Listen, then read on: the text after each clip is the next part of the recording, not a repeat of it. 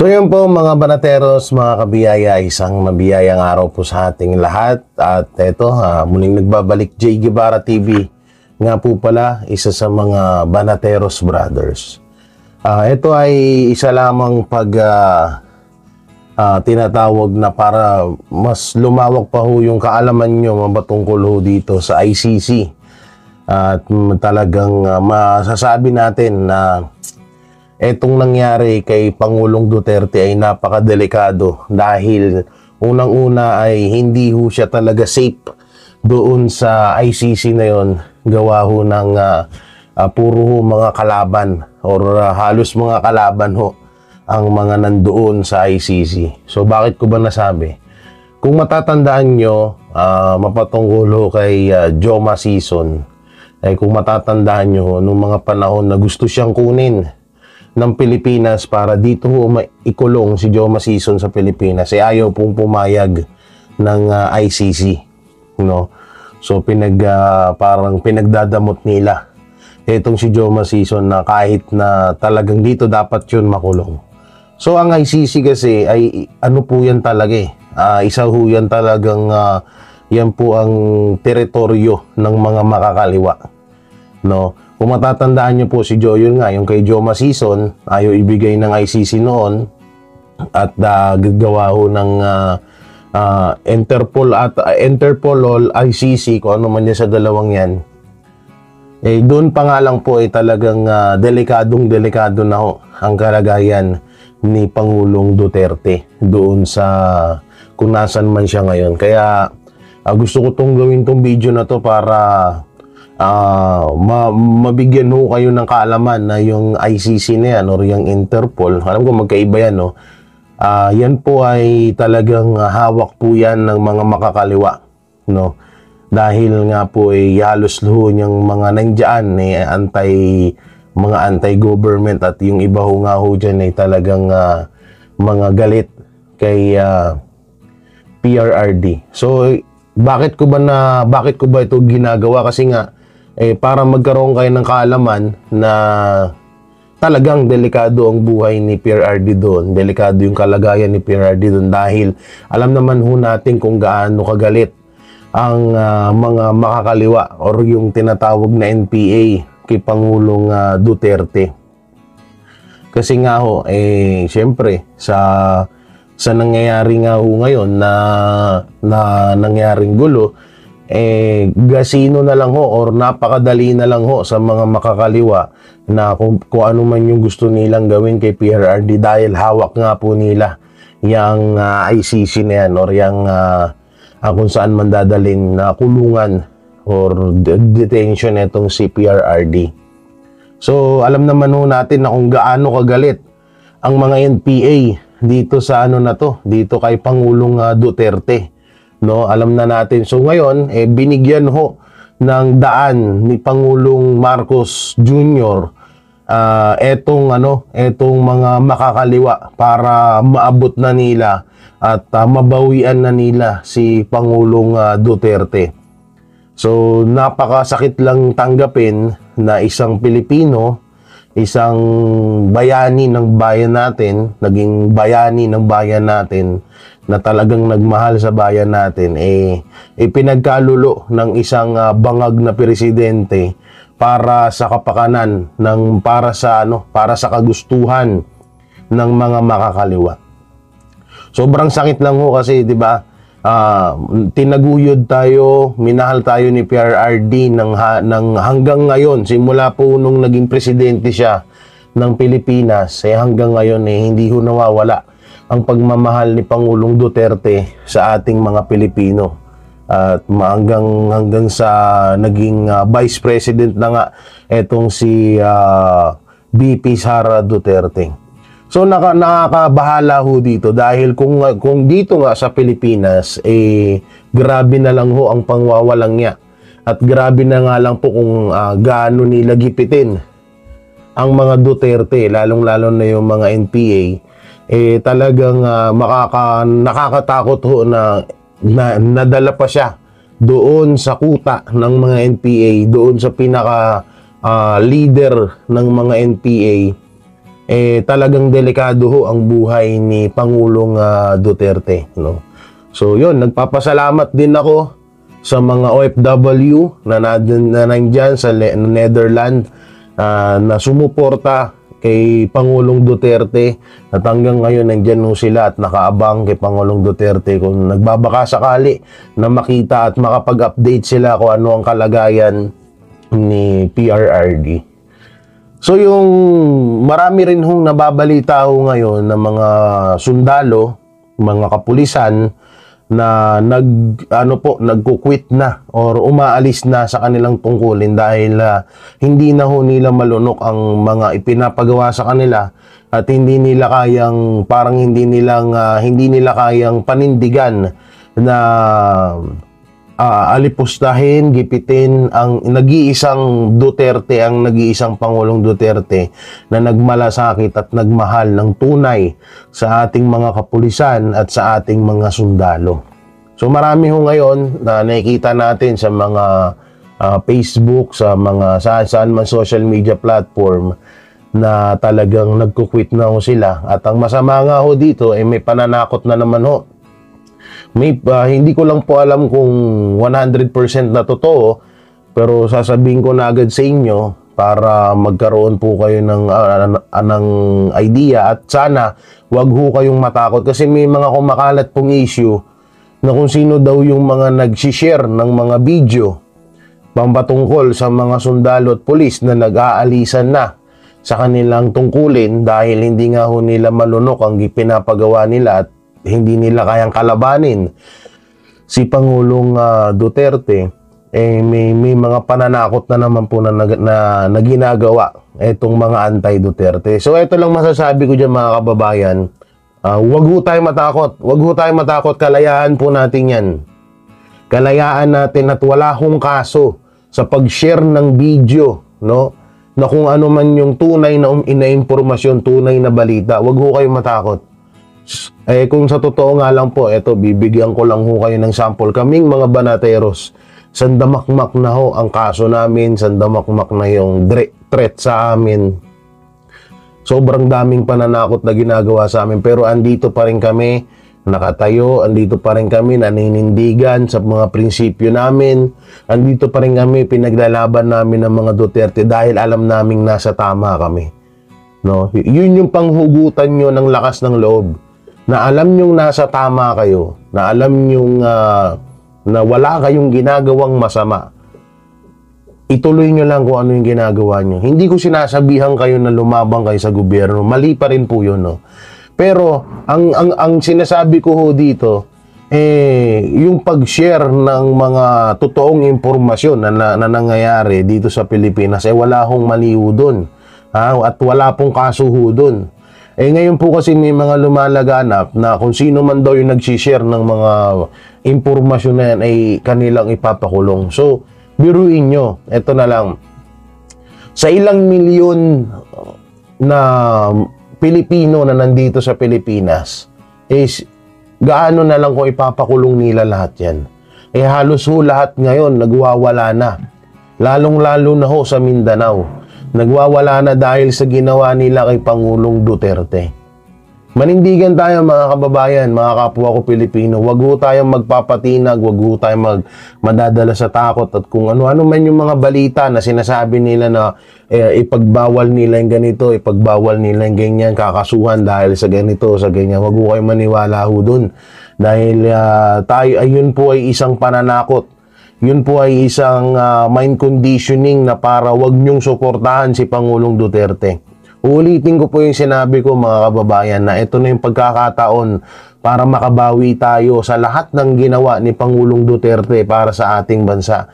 Ito na yung pagkakataon na maninindigan tayo mismo sa sarili nating mga paa na tayo naman ang lalaban para sa ating bayan. Huwag ko kayong magpapadala sa kung anumang chismis, sa kung anumang pananakot na ibinibigay nila sa atin at pinaparating nila sa atin.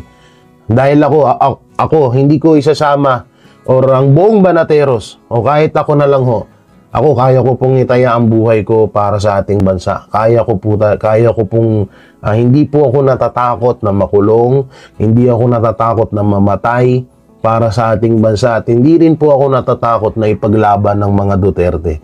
Dahil sa unong oras na sila naman po ay nung sila ay pinaglalaban ho tayo, no, pinaglalaban tayo, hindi rin ho nila naramdaman na matakot, at hindi ho rin ho sila natakot na mamatay. Dahil kung iisipin nyo lang ho, napakaraming binangga ni Pangulong Duterte na mga malalaking tao dito sa Pilipinas. Nandiyan yung mga drug lord, mga businessman, at mga politiko na gustong maghari sa ating bayan at gustong magnakaw sa kaban ng bayan. So doon pa lang, no, yun yung gawin nating motivation na pinaglaban tayo nung taong to. So panahon naman para gantihan natin siya. Gantihan natin siya na kahit sa ganitong suporta lamang.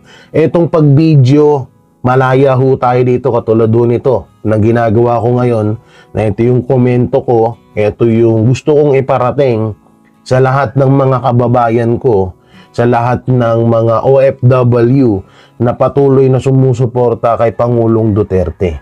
Gusto ko pong palakasin ang loob nyo na wag ho kayong matatakot sa mga ganyang mga bali-balita, sa ganyang panggigipit. Dahil kung sa totoo lang po, mas delikado ho, no, mas dobling delikado ang buhay naming mga vlogger, especially to Banateros, no, dahil kami ho talaga ang pinag-iinitan. Pero nandito pa rin po kami, tuloy-tuloy pa rin po, mamatay man kami, papatay man kami, ipakulong man kami, wala kaming pakialam. At least nakakapagpahayag po kami ng gusto naming ipahayag sa inyo. At meron pang mga issue na lumalaganap ngayon na di umano ay may mga humaharang po daw, lalo na sa mga Visayas, sa Mindanao, sa mga checkpoint. May mga, kasi nung nakaraan nakapanood po ako ng isang video, hindi ko lang maipakita sa inyo dito kasi hindi tayo ngayon naka laptop. So may mga nangaharang ho daw at sinasabing parang tinatanong kung saan ka pupunta. So kapag ikaw ay sinabi mong pupunta ka ng Maynila para suportahan ng mga Duterte, kaagad ka daw nilang pinapabalik. No, kaagad ka nilang hindi pinapatuloy. So ganun ho ang nangyayari ho ngayon. No, di umano. So kayo po na nandiyan sa Visayas at Mindanao, wag ho rin ho kayo magpapatinag at wag ho rin kayo matatakot. Maaari, pwede ho na magsinungaling ho kayo na kung halimbawa naman po na kayo ay pupunta ng Manila para sumuporta sa mga magaganap na peace rally, prayer rally dito, wag nyo na lang ho sabihin siguro na ngayon ang patutunguhan nyo dahil baka hindi ho kayo patuloyin. No, ito ay paunawa lamang po. Hindi pa natin alam kung 100% sure ito, no? So yun, at yung mga kababayan naman natin dyan sa Mindanao, maraming salamat. Ipagpatuloy lang ho natin ang pagsuporta kay Pangulong Duterte dahil yan po talaga ang nararapat sa panahon ho ngayon. Yan po talaga yung kailangan ni Pangulong Duterte.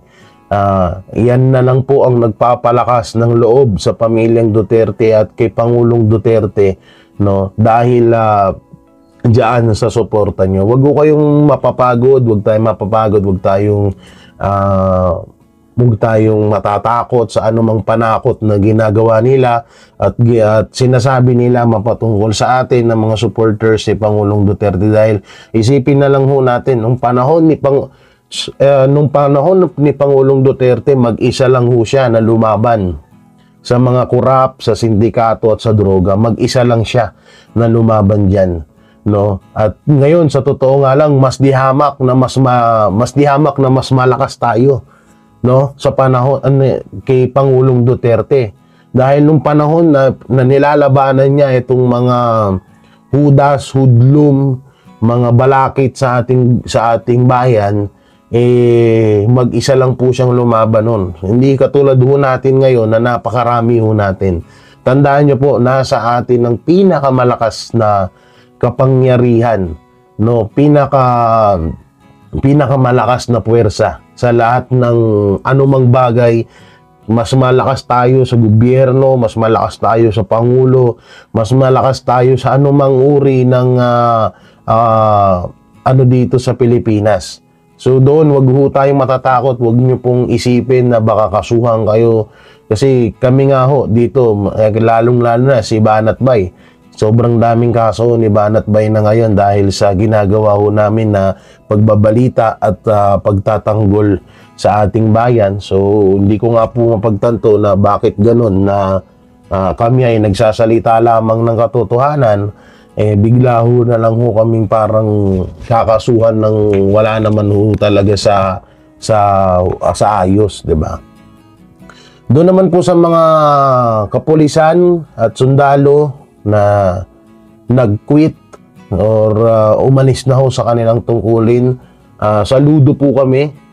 Saludo po kami sa inyo, ma'am, sir, dahil hindi ho kami natutuwa din.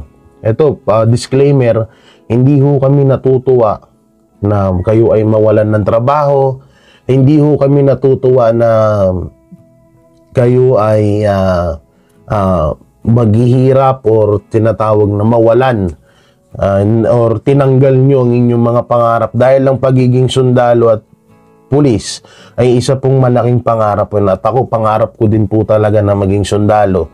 Pangarap ko din noon na maging pulis. Kaso hindi tayo binihiyaan ng edukasyon, kaya napunta ho tayo sa ganito. Pero mas gugustuhin ko na rin ito ngayon. At least ito na yung pinaka mas malakas na sandata sa panahon natin ngayon. So kami po lahat ng mga kapulisan, mga kasundaluhan na sumusuporta sa mga Duterte, maraming salamat po sa inyo, no? Talagang ginampanan nyo sa ginagawa nyo ho niyan, sa ginawa nyo ho niya, yung mga pagsuporta nyo sa kay Pangulong Duterte, iyan po ay isang simbolo ng pagsuporta nyo rin ho sa ating inang bayan, sa ating bansang Pilipinas. Wag ho kayong matakot. Sa tutusin, hindi nga dapat sabihin to, no? Pero wag ho kayong matakot sa kung sino man kumukontrol sa inyo or nananakot. Alam nyo, ako, nagsimula ako sa pagiging vendor, sa pagiging construction worker. Ito ay ano lang lamang po, no, motivation sa mga kapulisan, sundalo na natatakot na baka mawalan na sila ng trabaho pagtapos nilang isuko yung kanilang posisyon. Maraming trabaho, kung masipag ka lang, magbubuhay ka dito sa Pilipinas, no? So at alam ko na may biyayang handog sa inyo ang Panginoon Diyos sa mga ginawa nyong yan. Oo. At doon naman sa mga kapulisan na patuloy pa rin na sumusunod sa ating gobyerno. So doon naman sa pagsunod sa gobyerno, wala naman hong masama dyan. Wala naman hong masama dyan dahil parte talaga ng pagiging pulis, ng pagiging sundalo ang sumunod sa gobyerno. Pero hindi rin po sa lahat ng bagay. Dahil ang pagsunod sa gobyerno ay dapat nasa batas or nasa tama. Kung tama ang inuutos ng gobyerno, napakagandang sundin. Pero kung alam nyo lang mali ang inuutos ng gobyerno, kailangan nyo na din baliin. Kailangan nyo na ring maliin, no? Kasi una-una, kapag inutos ng inyong boss or ng gobyerno na labag sa batas at hindi makataong pamamaraan, parehas na rin, wala na rin po kayong pinagkaiba sa NPA, wala na rin po kayong pinagkaiba sa mga kriminal. Dahil kung yung batas na ipinapatupad dito sa Pilipinas na kayo din mismo ang bumabali, ganun din po, wala na rin po kayong pinagkaiba sa mga kriminal. Ang kinakatakot ko nga ho dito, balang araw, baka pagsisihan ho nating lahat ng mga sundalo, pulis, na balang araw tayo na yung kakarnihin, tayo na yung yayariin, tayo na yung aalipinin or tayo na yung kukontrolin ng mga makakaliwa. Dahil alam naman ho natin ngayon na yung nabinigyan ng gobyerno, ng administrasyong Marcos, binigyan ng daan ng mga NPA, binigyan ng daan ng mga makakaliwa para makatungtong sa ating gobyerno at makapaghasik ng lagim ho ngayon. At obvious naman, kahit saan naman ho nating tignan ho ngayon, kitang-kita naman na talagang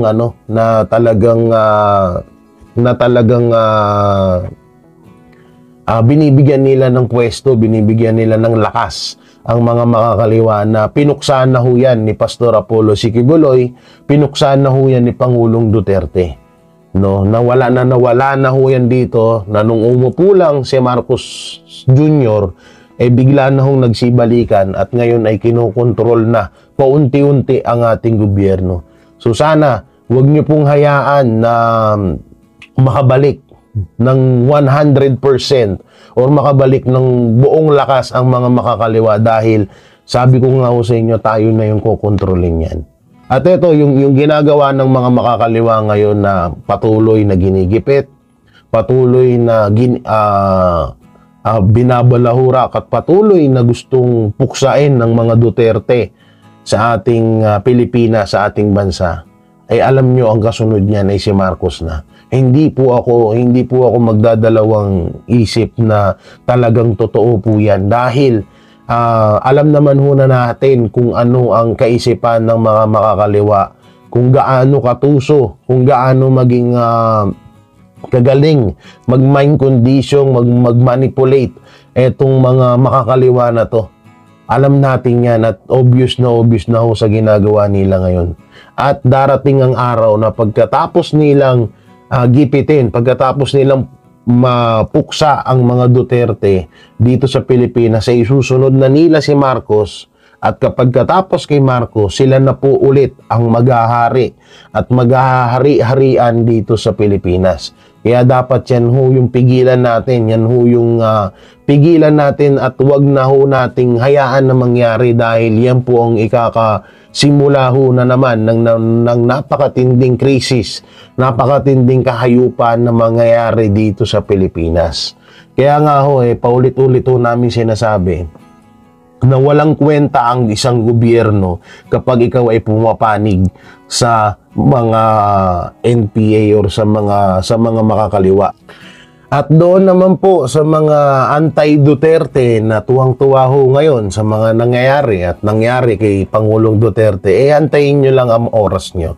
May oras din kayo na kayo naman ang talagang alam nyo yung naramdaman namin ay triple sa inyo. Sa bagay, kapag isa kang demonyo, kapag isa kang hoodlum or tinatawag na huda sa ating bayan, or wala ka na talagang tinatawag na kung halang ang bituka mo dahil alam nyo yung pagiging vlogger, isa kang vlogger na binabayaran para walang yain ang isang taong naglingkod ng tapat sa bayan, isa na po yung kawalangyaan.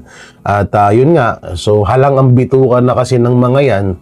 So siguro alam ko darating din yung araw na kakarmahin at mismong yung itaas na si Alan na ang bahala ho sa inyo, no?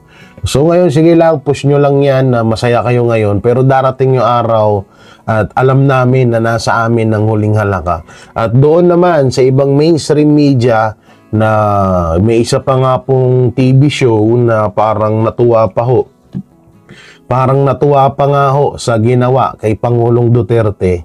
So may dalawang host ho doon, lalaki at babae, na parang iniinsulto or binabastos nila si Pangulong Duterte dahil may matinding galit sila kasi na kay Pangulong Duterte. Isa kasi sila sa nadaanan nung hagupit ni Pangulong Duterte nung panahon na siya ay presidente. So ito lang masasabi ko sa inyo. Ngayon, sige, happy kayo, masaya kayo. Darating din yung panahon na lahat ng yan ay mapapalitan ng kalungkutan or ng masakit na pangyayari sa inyong buhay, ano? At alam nyo may mga kasabihan nga tayo, mas masarap mauna ang hirap kaysa sa kasaganahan. Dahil pag nauna ang hirap, at least doon sa paghihirap mo, alam mo na kung ano yung pakiramdam. At kadalasan mas masarap talagang mauna ang kahirapan kaysa sa karangyaan. So ganyan kayo, no? So nauna sa inyo ang masaya, baka mamaya hindi kayo preparado sa darating na kalungkutan na darating sa buhay niyo. Sino ba naman, alam nyo, isang napakalaking kabubuhan, katangahan ho yun, na isang Pilipino na magiging proud na maibigay ang isang kapwa mo Pilipino sa ibang lahi, no, sa ibang lahi. Alam nyo, ito lang kung si Marcos Jr. man ang nasa kondisyon ni PRRD ngayon, hindi pa rin po ako papayag na hawakan siya at litisin siya ng ICC or ng ibang lahi. Mas gusto ko pa rin na dito magdusa si Marcos Jr. dito sa Pilipinas, dahil dito talaga dapat nililitis ang isang Pilipino. Kung saan siya pinanganak, kung anong lahi niya, dito dapat. At hindi deserve ni Pangulong Duterte na ganun ang gawin sa kanya. Mas deserve ni Marcos yun. Hindi ko sinasabing naaawa ko kay Marcos. Hindi ko sinasabing kinakampihan ko siya.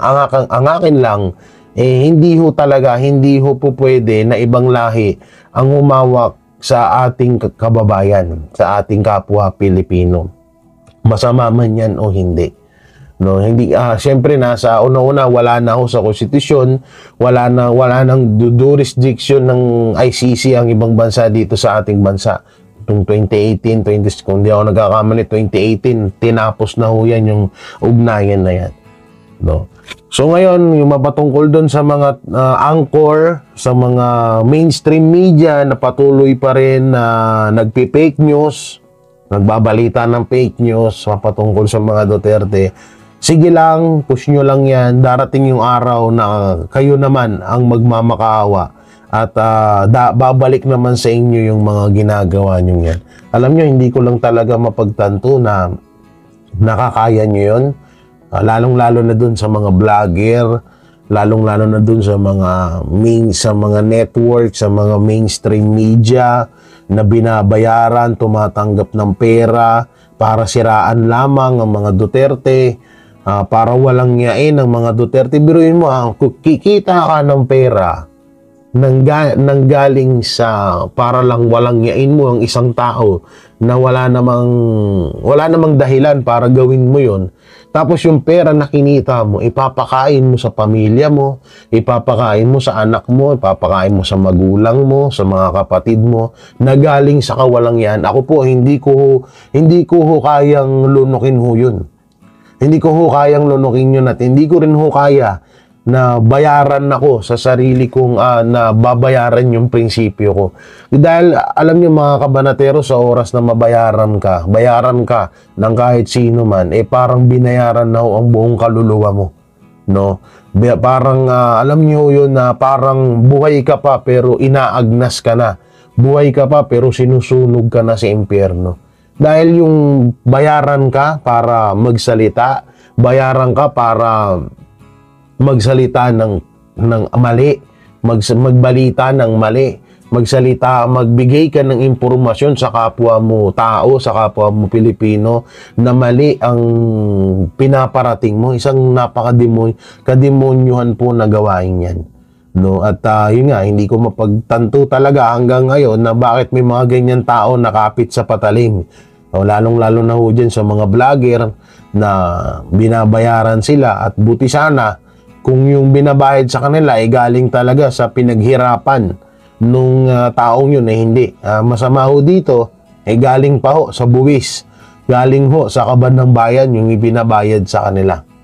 Di umano, dahil meron naman ho tayong video dyan na mapapakita na katibayan na may nagsasabing isang vlogger na nandoon, lumabas nga yung link na yon, yung video na yon, yung audio na binabayaran sila ni Martin Romualdez. So, huwag na tayo magpaligoy-ligoy. So, nandun naman yun sa video na yun.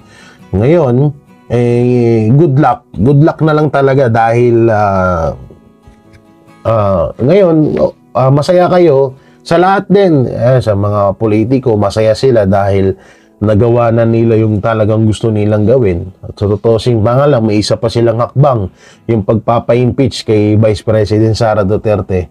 So ngayon, masaya kayo, pero sabi ko nga sa inyo, panapanahon lang yan. Panapanahon lang yan. So panahon nyo ngayon, lubos-lubusin nyo na. At kapag panahon naman na namin, talagang ikakadurog talaga ng buong pagkatao niyan. Tandaan yan. Hindi ako nananakot. Pero yan ang nakikita kong mangyayari na talagang yung ginagawa nyo ngayon, darating din ang panahon na matutuldukan yan at maihinto din yan. Doon naman sa mga kababayan ko, Visayas, Mindanao, Luzon, Visayas, Mindanao, tuloy nyo lang po yan. Yung pagsuporta, wag ho tayong mapagod. No, wag ho tayong mapagod na patuloy na sumuporta kay Pangulong Duterte. Wag ho tayong mapagod na maghatid ng tunay na balita. Wag ho tayong mapagod na ipaglaban kung ano yung katotohanan na nararapat para sa ating bayan. Wag ho tayong mapagod dahil isipin nyo na lang. Hindi naman po sa panunumbat, pero gusto ko lang po ipaalala sa ating lahat na kung si Pangulong Duterte umabot ng halos 6 years na panunungkulan para sa ating bayan, ay hindi nga ho rin siya napagod hanggang ngayon. Bakit ba ginagawa kay Pangulong Duterte ito? Dahil sa pagmamahal niya sa bayan. Hindi naman to para sa anak niya. Hindi to para sa kanya, kundi para sa ating lahat to. Para sa ating lahat ng mga Pilipino itong ginagawa ni Pangulong Duterte. Kaya siya ginigipit ngayon.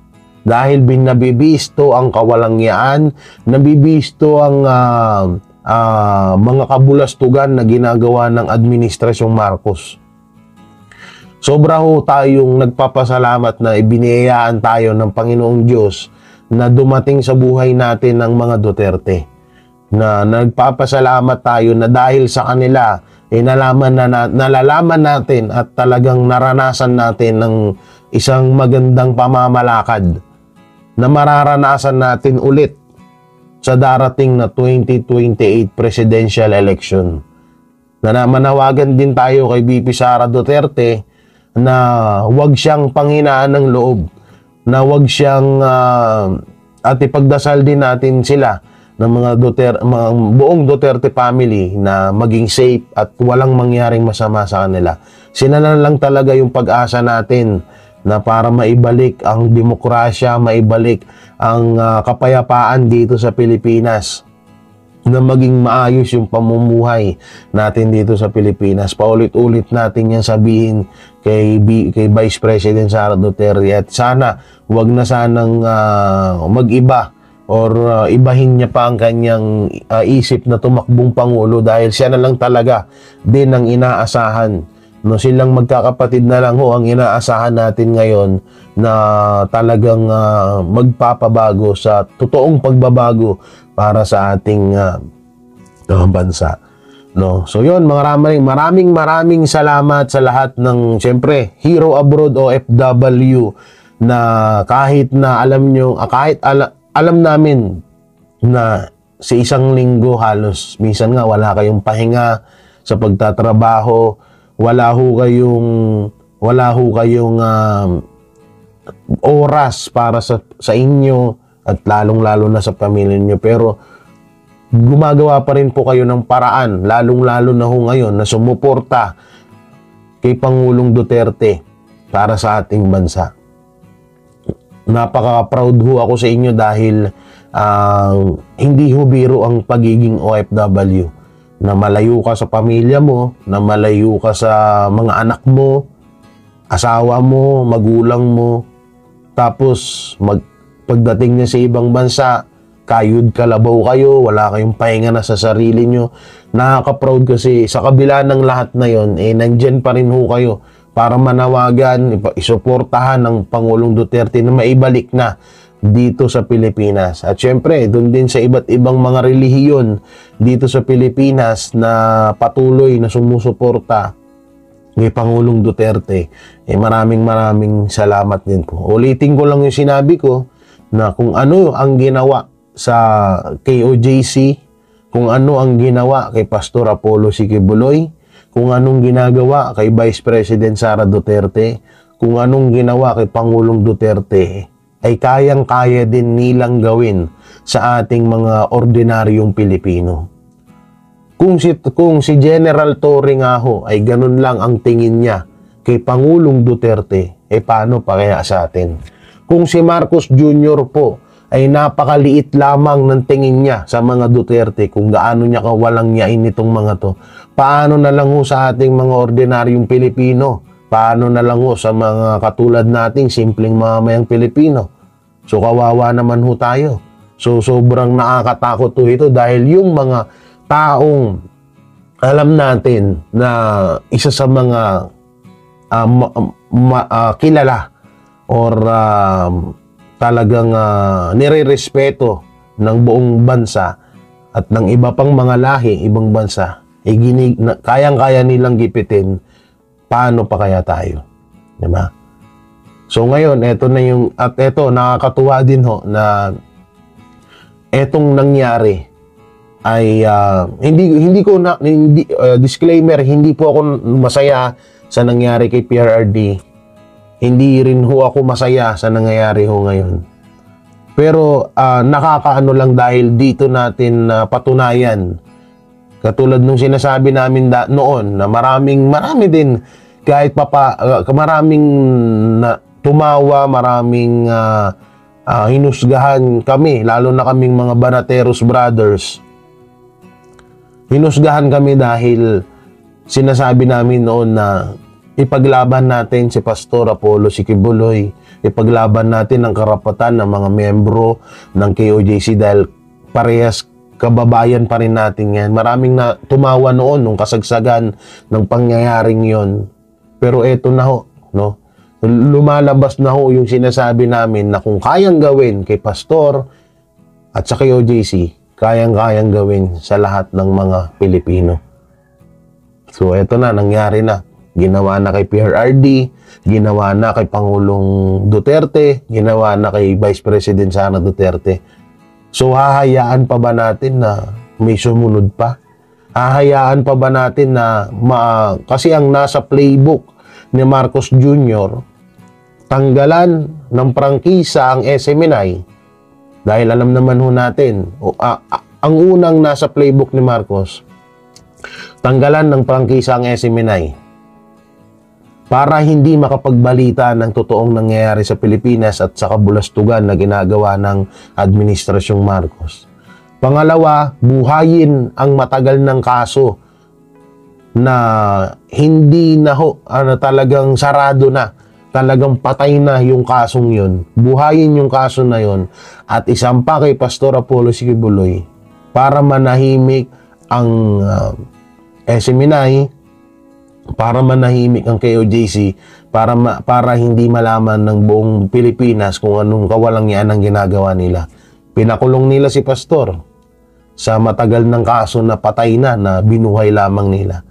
Pangatlo, i-impeach si Vice President Sara Duterte na ngayon ay talagang kanilang pinupukpok ang Senado para gawin yun. Pang-apat, Duterte ipahuli sa ICC. So tingnan nyo na lang, no?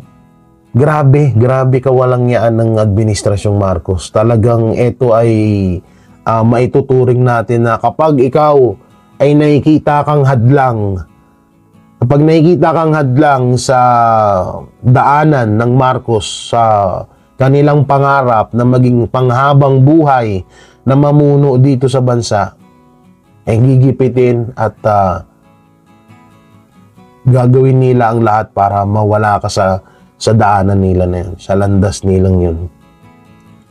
Dahil nakikita naman ho natin dito at ang plano, at sinabi na rin mismo yan ni Pangulong Duterte at ng iba pang mga eksperto, na ang plano talaga ni Marcos Jr. ay maghabang buhay na manungkulan, habang buhay na maging presidente, at maipalit niya ang kanyang anak, maipalit niya ang kanyang mga kamag-anak na patuloy na habang buhay na maging Marcos ang mamuno sa bansa natin, na hindi natin huhayaan yun. Wag na wag ho nating hahayaan yun. Kahit hindi sikat, na basta alam nating may karunungan, may tatak, may dugo, may dinatawag na may kitaan mo ng katulad ng kayang gawin ng mga Duterte para sa Pilipinas, iboto natin yun. Kung kayang gawin ni Attorney Jimmy Bondoc yung ginawa ni Pangulong Duterte sa Pilipinas, doon tayo. Kung kayang gawin ni Pastor Apollo Siquiboloy yung ginawa ni Pangulong Duterte, doon tayo. Boto natin yun. So, totoo nga lang abot kay Pastor, talagang grabe yung pangarap ko talaga.